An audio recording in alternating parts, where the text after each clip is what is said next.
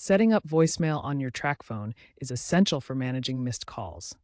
First, dial 86 from your Tracfone. If it's your first time, you'll be guided through the setup process. The system will prompt you to create a 4 to 6 digit PIN. The default is often 0000 or 1234, but it's crucial to choose a unique PIN immediately for security. Next, you'll have the option to record a personal greeting, up to 30 seconds long. You can choose a standard greeting or record your own. If you skip this step, a default message will be used. Remember your PIN. It's required to access your messages and change settings. To check your Tracfone voicemail, dial 86 and enter your PIN when prompted.